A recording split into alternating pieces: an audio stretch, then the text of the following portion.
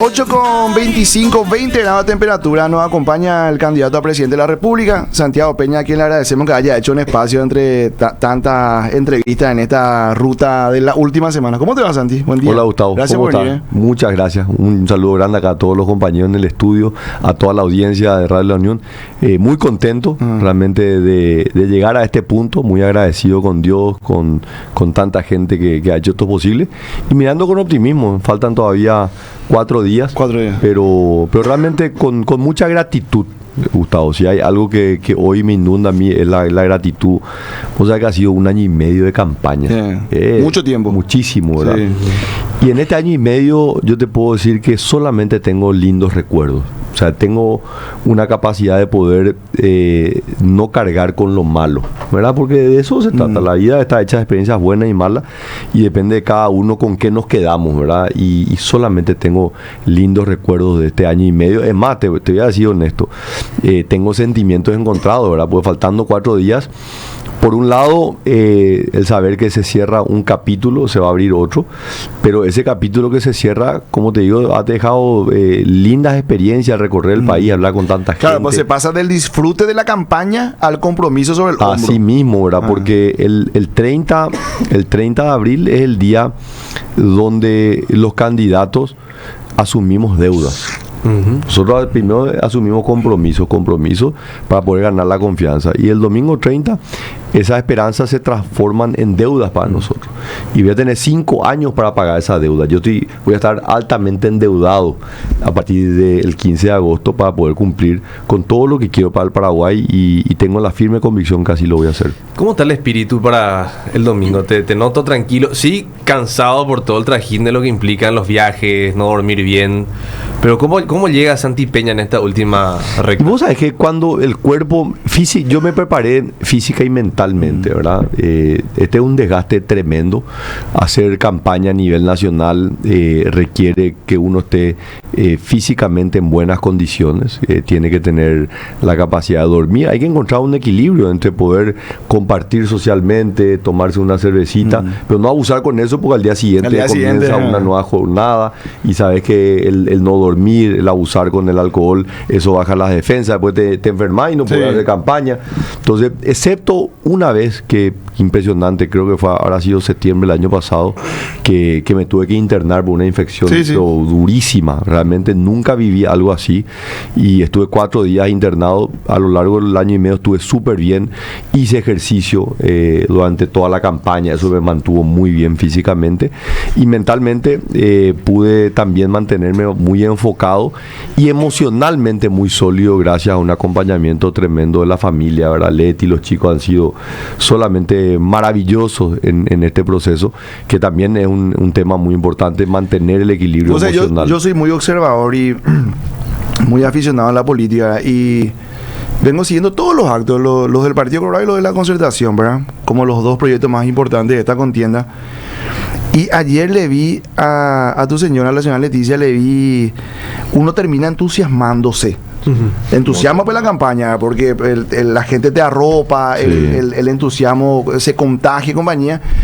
Y es muy fuerte ese compromiso, Santi, porque no son días fáciles lo que viene después del 30.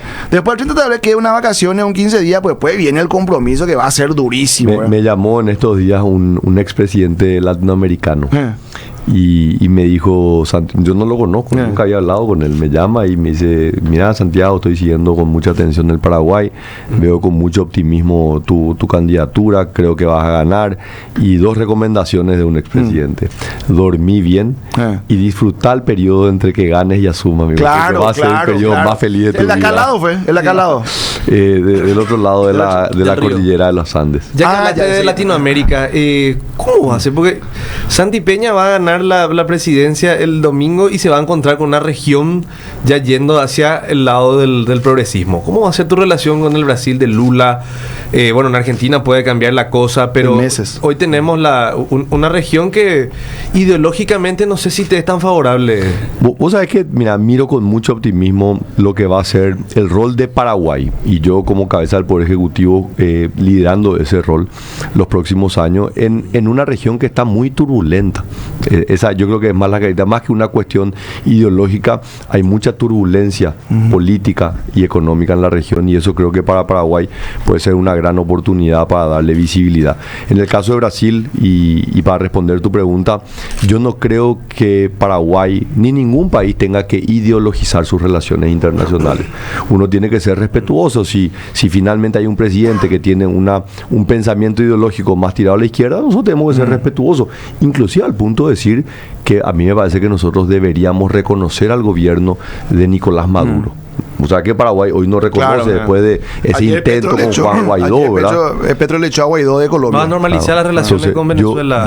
Yo creo que nosotros deberíamos, como lo tuvimos en el gobierno pasado, que teníamos una línea crítica en contra de países que no respetan los derechos humanos, que no mantienen la democracia como un valor fundamental. O sea, nosotros podemos tener nuestra posición reivindicando nuestros valores, ¿verdad?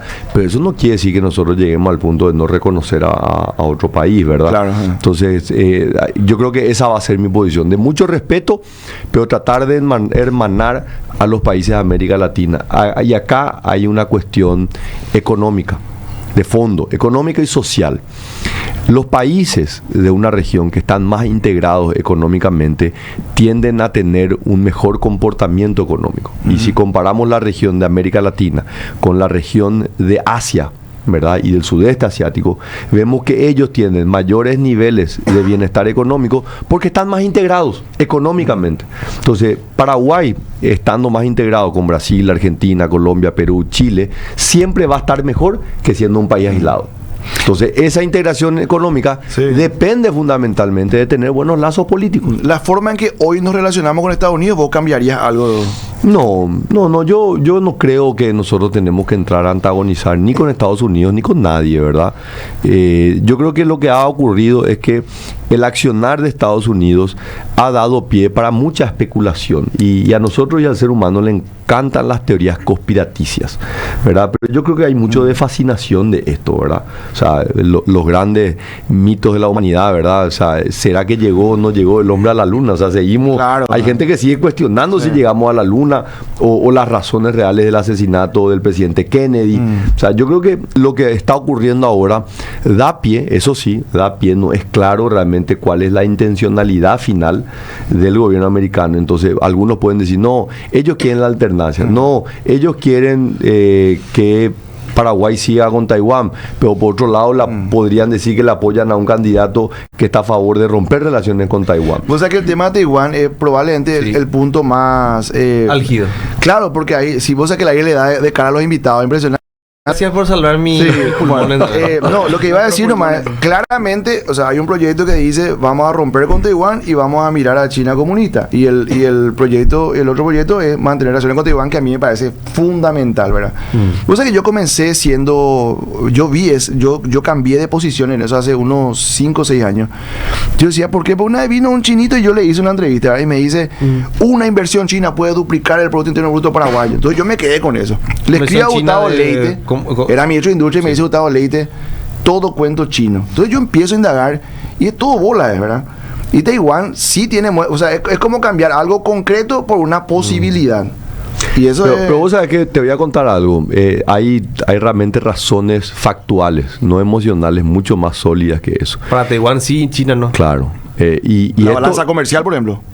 Es una cuestión de modelos económicos, ¿verdad? Y de tamaños. Paraguay es todavía una economía eminentemente agropecuaria, productora de materia prima. Y sabemos que nosotros tenemos que avanzar en un proceso de industrialización. Entonces, nuestras chances de avanzar en ese proceso de industrialización son mucho más ciertas con un país como Taiwán que con un país como China. ¿Por qué? Porque China, con 1.400 millones de habitantes y un desarrollo industrial muy superior a cualquier economía del mundo, siempre va a producir productos manufacturados a menores precios que lo que producimos nosotros. Entonces, lo que va a hacer es que nosotros hagamos que la economía paraguaya sea más primaria de lo que ya es, y va a trazar el proceso de industrialización. ¿No te parece después que hay otro elemento? Fue asimétrica nuestra relación con Taiwán? Sí. Yo creo que sí, pero principalmente por nuestra responsabilidad. Nosotros pues somos los campeones de echarle la culpa a otro. Nosotros tenemos que asumir nuestra responsabilidad. Paraguay poco a poco está dejando de ser esa isla rodeada de tierra que hablaba Augusto Roa Bastos.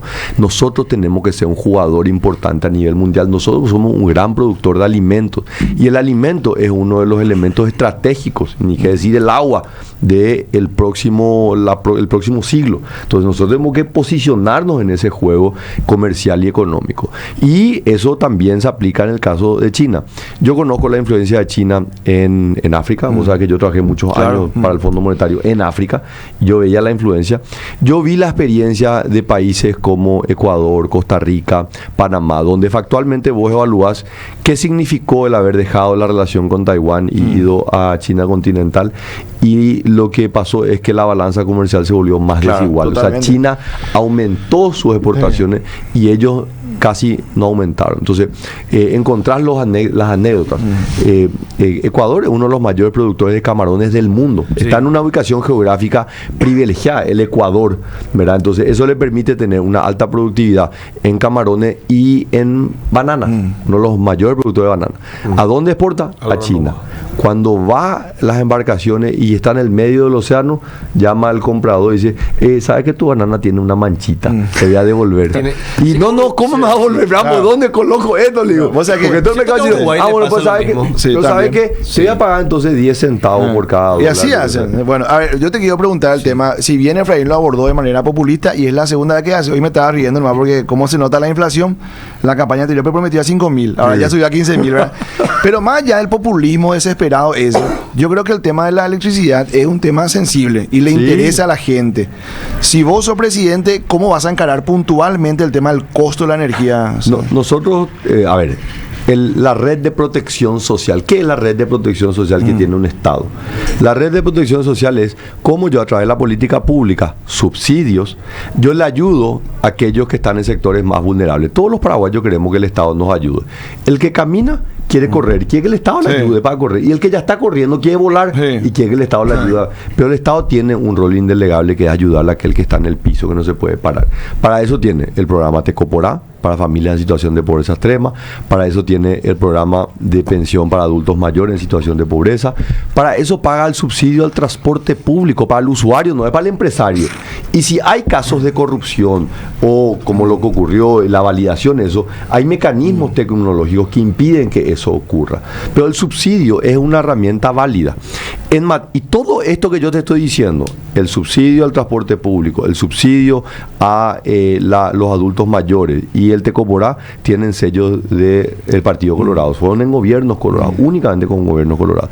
Y hay otra herramienta que también se utilizó, que hoy es válida, que es la tarifa social de la ANDE. Entonces, yo reivindico eso. Y reivindico, inclusive dije, que con esta reducción de la tarifa de Itaipú, se debería ampliar la tarifa social para que más personas puedan tener ese beneficio, ¿verdad? Porque de repente estamos diciendo lo que consumen 100 megawatts. Y 100 megawatts es 2 foquitos, una heladera y ya se acabó. Claro. Entonces, pero hay ampliar el margen. Ampliar el margen. Entonces, en realidad, yo también estoy en esa misma línea, que es la que nosotros venimos hablando hace muchísimo. Obviamente, ante la ausencia de propuestas, esa es la única propuesta que ha tirado Efraín ya en la campaña pasada. ¿Cómo van a equilibrar esa balanza? Porque hay varios sectores del Partido Colorado que dicen que los de la concertación solo tiran propuestas populistas y programas sociales. Y vos estás también, ¿cómo vas a equilibrar esa balanza? Vos también estás de acuerdo en muchos de esos y parte de tu partido, yo ¿no? Creo que la principal política social de un gobierno, y esto obviamente es mi propuesta, pero debería ser la propuesta de todos los gobiernos, es la generación de empleo. La generación de empleo es el paradigma de todas las economías que quieren desarrollarse. Las economías no se desarrollan con subsidios. Los subsidios ayudan a sacar a personas de la pobreza para que después puedan caminar por sus propios méritos, por sus propios esfuerzos. La generación de empleo. ¿Y de dónde viene la generación de empleo? Primero que nada, de la inversión doméstica. Muchas veces hablamos de la inversión extranjera. Nadie va a venir a invertir de afuera si al paraguayo no le va bien. Al paraguayo le tiene que ir bien. Para eso nosotros tenemos que tener un Estado que sea eficiente, ágil, con herramientas como por ejemplo el acceso al crédito, sistemas de catastro eficientes. O sea, la historia de Paraguay nosotros no podemos desconocer que es parcialmente exitosa. Algunas cosas hemos hecho bien, hay otras que no. Bueno, apoyemos lo que estamos haciendo bien. Cuando yo digo estamos haciendo bien, la estabilidad macroeconómica es un orgullo del Paraguay. Claro. Este año el guaraní va a cumplir 80 años. 80. No hay tres países que tienen esto. Bueno, vamos a organizar acá el boliche, porque allá quiero que pregunte también Cristian y está también Mariela, para que todos participen nomás. Pero yo le quiero preguntar, mientras ellos se preparan su pregunta, yo le quiero preguntar a Santi, porque un tema que él sabe, yo trabajo y sabe mi cercanía con Rosabella también, ¿verdad? Que aparte de acompañarnos en la radio los sábados acá, yo veo que muchos candidatos hablan de la universalidad de la pensión para el adulto mayor. Sí. Y yo sé qué ejemplo pongo. Jaili tiene la edad y no necesita. Más que la universalidad, lo que hay que buscar es que el que necesite le llegue. Sí, claramente hay mecanismos que van a impedir que ese 1% de la población, como el ejemplo que pongo, es un segmento muy pequeño. Sí. ¿Cómo vos podés identificar? Y son los asegurados de IPS, ¿verdad? Esa gente es aportante, esa gente tiene un salario, ¿verdad? Y los que pagan el impuesto a la renta personal. Con esas dos medidas, Le excluía a ellos vos ya te vas a salvar. Y después, acá lo que pasó es, y el punto central es, este programa ha sido exitoso y le ha permitido cubrir las necesidades básicas a 200.000 abuelas y abuelos, que es un gran logro. Sí. El problema es que es la mitad. Y en el margen hay mucha gente que porque tiene un piso de baldosa ya no califica. Y tiene piso de baldosa porque, no sé, capaz que encontró en un saldo y un retazo y puso eso. A mí me tocó, no tiene para comer, entonces es injusto. Entonces, a esa gente que son otros 200 o 190.000, también tenemos que aumentarle rápidamente. Y ese 10.000, donde va a caer Jaegli, y bueno, claro, a eso no van a entrar. Yo te voy a contar un caso. Vamos a ver por sistemas como aportantes de IRP o algún otro tipo de impuesto. Yo te voy a contar un caso. A mí me tocó gestionarle la pensión. Le hice yo la gestión porque mi papá me habló un día de un abuelito que se iba a la municipalidad de Asunción a vender caramelo.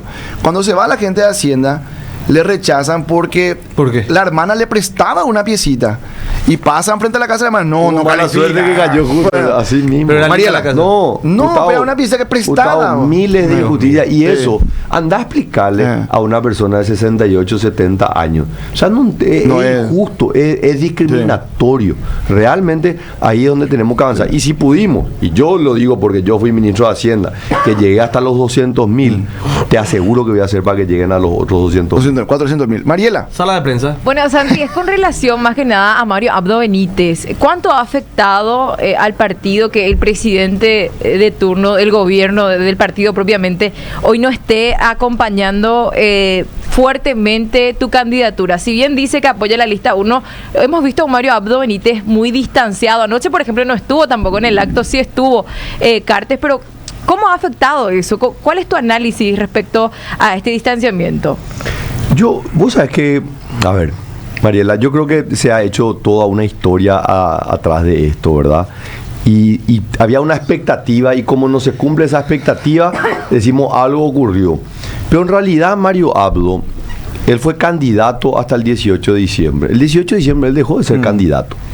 Entonces nosotros no tendríamos por qué nunca haber asumido que él tenía que ser un actor principal en la contienda electoral después del 18. A diferencia de Horacio Cartes, que hace 5 años sí era candidato, era el candidato número 1 del partido, del Senado, como lo fue también en su momento Nicanor Duarte Frutos, ¿verdad? Los dos expresidentes en función de gobierno que hicieron campaña activamente. Pero hicieron campaña no por su rol de presidente de la República, sino por su rol de candidato al Senado. Ellos lideraban, eran la cara visible. Pero te hubiera gustado Mariado más, pero yo no, más jugado. Pero no sé. O sea, yo te soy sincero. Hoy yo con el acompañamiento de una persona como Arnoldo Vince, que él no podría estar haciendo lo que hace si no tuviese, digamos, el visto bueno del acompañamiento de Mario. Para mí eso ha sido fundamental. Fundamental. Yo no puedo pedirle es como que es implícito. Más. Arnoldo es Marito. Claro, él es el símbolo de la unidad. Él es el líder de Fuerza Republicana. Uno puede negar. ¿Qué balance hace de estos 5 años? Porque tu propio eslogan es vamos a estar mejor. De su gobierno de Mario Abdo no le afectaría electoralmente las chances al partido. Y yo creo que nosotros, acordate que yo hago campaña, yo me convertí en los últimos 5 años en la voz más crítica del gobierno de Mario. Aún siendo una persona que salió a apoyar en diferentes momentos a lo largo de estos 5 años muchas acciones del gobierno. Y voy a recordar porque esto está documentado, ¿verdad? Cuando arrancó la pandemia, yo fui al Palacio invitado por el presidente Abdo junto con un grupo de exministros y economistas donde por las medidas que fuimos iban a a discutir la ley de emergencia económica, ¿verdad? Y yo salí como vocero a apoyar, a celebrar que el gobierno estaba tomando anticipadamente estas medidas, que nos íbamos a enfrentar a momentos y tiempos extraordinarios y teníamos que salir con medidas extraordinarias. Entonces, yo me siento muy cómodo del saber que a lo largo de estos años fue una voz crítica, pero muy objetiva dentro. O sea, mi crítica no era simplemente por un tinte electoralista. Yo no sabía si iba a volver a ser candidato nuevamente. Lo hacía mucho más por mi rol como economista, ex ministro de Hacienda y una persona interesada en política pública. Entonces, yo soy una persona y he sido muy crítica y mis críticas están todas documentadas, ¿verdad? En cada una de las acciones que yo creía que se podían hacer mejor o se habían equivocado el camino. Como también salí a celebrar cuando habían cosas que se hacían bien, ¿verdad? Así que en ese sentido creo que la gente entiende mi posicionamiento. Yo enfrenté al modelo de Abdo y obviamente quiero cambiarlo, ¿verdad? Y lo que dije a lo largo de estos meses de campaña es que a mí me ha tocado en estos 10 años de alguna manera ser un actor privilegiado de la vida pública.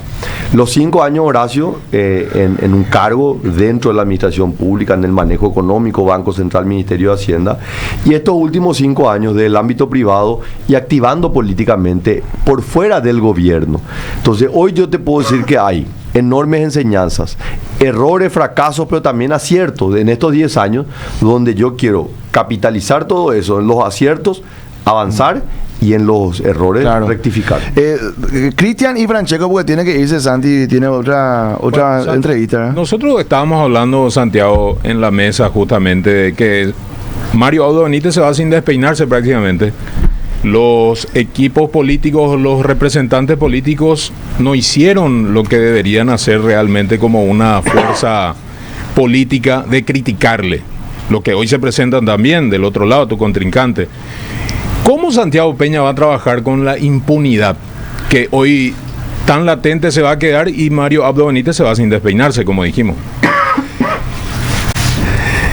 El tiempo es el juez inexorable, ¿verdad? Yo creo que uno no tiene que juzgar en el momento, sino en el tiempo se va a permitir evaluar, ¿verdad? Como yo creo que hoy le ocurre a Horacio, ¿verdad? Hay mucha gente que era muy crítica a su gestión cuando él estaba en función de gobierno, y cuando se fue decía, la verdad que hoy le extrañamos a Horacio, lo que decía Perón, los que vendrán detrás de mío me harán grande, ¿verdad? Porque después uno termina comparando, ¿verdad? Le pasó mismo, a todo, le pasó a Nicanor, a todo. Entonces creo que es todavía muy prematuro para poder evaluar la gestión de Mario Abdo. El tiempo se va a encargar de eso y los números, por supuesto. Pero mi posición con la impunidad va a ser implacable, ¿verdad? Porque la impunidad, los seres humanos, y acá obviamente me inunda mi espíritu de economista, ¿verdad? Sí. La economía es una ciencia social, no una ciencia exacta. Y lo que estudia el comportamiento de las personas. Y una de las grandes enseñanzas de la economía es cómo el ser humano responde a los incentivos, ¿verdad? El incentivo es, por ejemplo, si yo agarro algo que no es mío y no pasa nada, yo tengo el incentivo a agarrar otra cosa que no es mío. El mal de la impunidad. Si yo agarro algo que no es mío y soy sancionado, eso no solamente genera un impacto sobre la persona que hizo, sino genera un efecto disuasivo sobre el resto. Sí. Entonces, en eso tengo muy claro que voy a ser implacable. Francesco, ¿cómo estás, Francesco? Hola, Gus, querido, ¿cómo te va? Buen día, mi querido Santi. ¿Cómo estás? Hola, Francesco, ¿cómo andás? Tanto tiempo, Liga, querido. Chiche, ¿cómo están? Bien. Me gusta su remera. Qué gusto verle, qué gusto tenerla acá. Mucha seriedad su remera. Sí. No, claro. No puedo tomar tu pregunta con esa remera. Hay que marcar tendencia, Santi, querido, ¿verdad? Muy bien, muy bien. No, es que Gustavo Recalde no tiene envidia a la hora de vestirse, ¿entendés? Sí. Santi, no, una sola pregunta. Vos sabés que con el equipo estamos analizando mucho cómo vas a agarrar el país en caso de ganar. Y realmente la situación no está nada fácil. Un Ministerio de Salud que no sana, una Corte Suprema de Justicia que no hace justicia, un Ministerio de Educación que no educa a nadie, una Secretaría de Acción Social que no le ayuda a casi nadie. O sea, en pocas palabras, las instituciones no funcionan en este país. Me quiero centrar en la educación, Santi, querido, porque yo sé que vos sos un apasionado en su momento como ministro de Hacienda, demostraste eso. El problema de la educación pasa no solamente por el tema de la malla curricular o de la preparación docente, sino por un problema netamente alimenticio también. Nuestros niños no están recibiendo alimentación dada, entonces tenemos todo que es un gran problema, y el resultado es que los exámenes PISA te dicen que de 10 niños paraguayos, 8 no saben lo que leen y escriben. Francesco, ¿cómo pensás revolución? Sí, señor. Pregunta, no análisis. No, y ahora te tiro. ¿Cómo pensás transformar la educación, teniendo en cuenta de que no tenés que mejorarla, sino realmente volver a organizarla? ¿Qué planes tenés en materia educativa? Mira, en materia educativa, y vos tocaste un tema, lo del almuerzo escolar, ¿verdad? Yo creo que ahí se puede avanzar muchísimo en mejorar los recursos. Los recursos son siempre limitados para necesidades que son ilimitadas. Es inaceptable que hoy todavía no tengamos cobertura durante todo el año escolar para todos los niños. Hay departamentos donde... La mitad del año, de mayo a agosto. Y los niños, obviamente, cuando deja de ver la merienda no se van más, ¿verdad? Entonces, hay que trabajar en eso. Yo les pido que le entrevisten al intendente de la ciudad de Jovenado, le conozco departamento. Bueno, Enrique Hahn es doctor en suelo, es un ingeniero agrónomo, fue electo en el 2021 y él convirtió a Jovenado en el primer distrito del Paraguay en certificarle a los pequeños productores de la economía campesina como proveedores de la merienda del almuerzo escolar, y con eso él disminuyó a la mitad el costo. El dato no es que disminuyó a la mitad, el dato es que aumentó el doble la provisión de la merienda escolar, ¿verdad? Porque el Estado pues no está acá para ahorrar, está con la misma plata a prestar más servicios. Encima la plata se queda en la comunidad. Entonces, imagínate si se pudo hacer en ese distrito, lo que puede significar a nivel nacional. Lo mismo ocurre en cada una de las áreas del Estado. Nosotros tenemos que entender que no se puede más lucrar en el nombre de la pobreza ni de los niños. Y no hay conciencia muchas veces, ¿verdad? Entonces, en el tema de educación hay que trabajar en la ampliación de la cobertura escolar en la primera infancia, ¿verdad? Hoy todavía tenemos déficit de cobertura en el preescolar. Y yo lancé esta idea de las guarderías gratuitas, porque en realidad la intervención del Estado en el ámbito educativo debería empezar desde que el niño está en la gestación. La protección, nosotros defendemos la vida desde su concepción, y el apoyo del Estado a ese niño tiene que estar desde el momento de la gestación, con una buena alimentación a la madre, una buena atención médica a la madre. Cuando nace ese niño tiene que tener una buena alimentación y tiene que ir lo más rápido posible a un sistema escolar donde va a ser estimulado y motivado para que cuando llegue a la evaluación de PISA a los 15 años, ese chico realmente entienda lo que lee. El problema es que entran tarde, o sea, todo lo que vos dijiste, mejores maestros, infraestructura, pero lo determinante en esto es cómo nos aseguramos de que el niño ingrese al sistema escolar lo más temprano posible. Cortito, gracias, Rancheco. Purete. Una consulta. Cortito, pues tenemos que saber. ¿Cómo tomás y qué le respondes a esas personas que dicen Santiago Peña, un candidato joven, nuevo en la política, pero justo entra con el Partido Colorado? ¿Por qué en el Partido Colorado? Porque muchos dicen, gran parte de todos los problemas que ustedes quieren cambiar y todos los problemas que se quieren plantear de otra manera es por culpa de la inoperancia y por culpa de años de desidia del gobierno colorado. Y van a decir, Santi Peña quiere hacer diferente, sí, pero ¿será que le van a dejar hacer diferente? ¿Por qué por el Partido Colorado? Me encanta esta pregunta que me hiciste, porque es mi propia historia de cómo se pueden generar cambios en un país, no solamente en Paraguay, ¿verdad?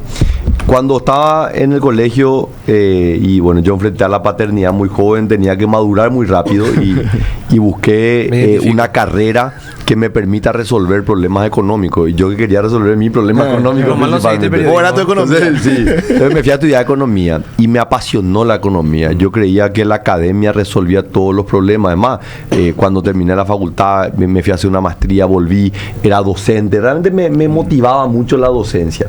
Y me di cuenta que a pesar de la fuerza de la docencia, de la academia, tiene sus limitaciones, porque vos podés saber algo, pero después tenés que hacer, ¿verdad? Y el que hace no necesariamente es el profesor. Entonces me dediqué a la política pública. La política pública es aplicar la teoría en la práctica. Y me senté atrás de un escritorio y hacía muchísimas cosas, la estabilidad macroeconómica, monetaria, fiscal, se podía hacer mucho, pero encontré también limitaciones.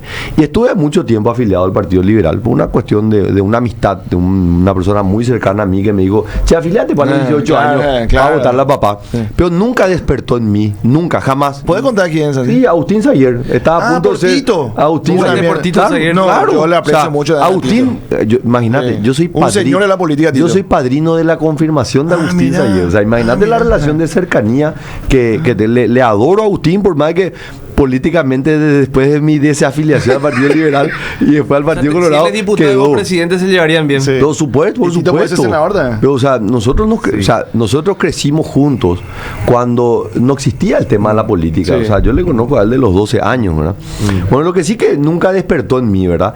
Y cuando era ministro de Hacienda, ahí sí empecé a interactuar, ya no era más solamente la academia, no era más la teoría política, la aplicación de la política pública, sino esa interacción y los grupos de interés y cómo se generan los grandes cambios. Y ahí descubrí la importancia de los partidos políticos, ¿verdad? Pues los partidos políticos son la base de la democracia. No hay democracia sin partidos políticos. Y este es un problema mundial porque se está tratando de romper las viejas estructuras a nivel mundial. La iglesia, la familia, Sí. los partidos políticos, esas son las grandes estructuras que permitían que las sociedades puedan progresar. Entonces, hubo una visión globalista, la agenda globalista, lo que dice, nosotros tenemos que romper esa estructura, porque esas estructuras son las que impiden que nosotros podamos incidir localmente. Los organismos supranacionales, ¿qué son esos? Organismos en Estados Unidos, en Europa, en China, que dicen, yo quiero que Paraguay sea una colonia mía. Entonces yo tengo que ir a romper una estructura. Y encontré que la estructura más fuerte que defiende la identidad nacional en el Paraguay es la Asociación Nacional Republicana. Entonces entré a mirar la historia, entré a mirar el presente y dije, no veo otra herramienta en el Paraguay preservando las libertades y la democracia que no sea a través de los partidos políticos, y veo que el Partido Colorado es el que más representa los intereses de los paraguayos. Ahora, el problema no es el partido. Si hay un paraguayo que se afilió al Partido Colorado para beneficiarse personalmente y hizo algo que es ilegal, esa no es la culpa del partido. No es la culpa de los principios y valores que defiende el partido. Cortito el día porque me están apurando Le allá. quiero repetir. ¿Cuánto falta para las elecciones? 4 días. 4 días. La misma pregunta que le hizo en la Argentina Eduardo Feynman. ¿Lejos de Cartes o cerca de Cartes? Cerca de la gente, ¿verdad? Yo creo que Horacio es una figura demasiado grande, importante y que genera esta fascinación, ¿verdad? Y todo es Horacio y todos sos cartistas, no sos cartistas, ¿entendés? Entonces creo que esto es, no podemos negar, es el expresidente de la República con mayor popularidad en la historia del Paraguay, con un mandato popular, es presidente del partido más grande del Paraguay. Entonces no hay ninguna duda de su peso político, ¿verdad? Y yo no puedo negar mi cercanía con él. Fui su ministro de Hacienda, le tengo cariño, afecto y una enorme gratitud por todo lo que ha hecho por mí y el apoyo político que me ha dado, pero la responsabilidad es mía. Y si hay alguien que no puede desconocer su responsabilidad, soy yo, porque he sido formado en materia de política pública. Me decía Francesco, si me hablaba los desafíos al encontrar el gobierno, y yo le digo lo siguiente: si a mí me piden que yo entre a un quirófano para operar a una persona, voy a entrar en pánico. Sí. No tengo la formación. Pero esto no te asusta. Si vos me decís, Santi, Venía a hacer programa. anda a diseñar, no, ya hice programa. Eso no me así es. asusta. Y tuve un programa, después me sacaron del aire, ¿verdad? Injustamente, pero bueno. Pero si me decía, anda a construir un edificio, calcular los materiales que tenés que usar, la resistencia, me va a entrar pánico y decía, la pucha, miramos si se cae el edificio, se muere gente. Pero si me decís, Santi, te animás a administrar el Estado, me animo, porque tengo la formación, tengo la experiencia y tengo la determinación de saber que el Paraguay puede ser un mejor lugar. Gracias para por todos. venir. Y uno último Muchas cortito nomás, porque me estamos matando ahí porque tenemos que entregar el programa. Vas a hablar con los... Yo no te digo atendeme si te llama a las 7 de la mañana a mi programa. Sí. Pero en la medida de la posibilidad le vas a atender a los medios. Voy a hablar con los medios y voy a aprovechar y decir, porque no es ninguna novedad. Yo últimamente estoy hablando poco con los medios en este tramo, ¿verdad? Y esto tiene una razón. Yo estoy tratando de evitar una polarización extrema dentro de esta campaña electoral, en el sentido que esto no puede ser solamente una lucha de blanco y negro. Yo creo que hay muchos matices en el medio. Entonces, cuanto más nos acercamos a la fecha de las elecciones, parece que nos radicalizamos más, ¿verdad? Y creo que hay una radicalización también hoy en los medios de comunicación. Hay una militancia mucho más fuerte. Todos tomaban partido finalmente. ¿Entendés? Entonces, pero como nunca antes se dio esto, ¿verdad? Y yo creo que eso no le permite al ciudadano, laburante, trabajador, que hoy no está escuchando, se está yendo al trabajo o está en el trabajo escuchando y dice, ¿qué es verdad y qué no es verdad, ¿verdad? Entonces yo creo que pasado el 30, como que el polvo va a bajar un poquitito y ahí la ciudadanía va a decir, bueno, vamos a escuchar un poco. Yo tengo el gran desafío que el 30 a la noche, cuando se den los resultados, yo quiero ganar por más del 50% de los votos. Ese es mi objetivo real. Le vas a invitar al Palacio de Efraín. Pero después del 30 yo no puedo gobernar con el 50% de los paraguayos en contra. Entonces voy a tener que salir a conquistar a esos paraguayos que hoy dicen prefiero votarle a un paraguayo Cuba. ¿Por qué? ¿Por qué a alguien que dice reventemos todo a un anarquista no puede ser una opción? ¿Verdad? Ese es el voto bronca. El electorado joven que está enojado porque no consigue laburo, porque estudia y no su situación no mejora. Entonces yo tengo que salir a conquistarle y mostrarle el camino como ellos también van a estar mejor. ¿Hablarías con Efraín si hace falta? Claro, con todos. Gracias, Santi, por venir. Gracias, Gustavo. Gracias, muchachos. Éxito para el domingo. Muchas gracias. Gracias a Carlitos Sánchez que nos facilitó la entrevista.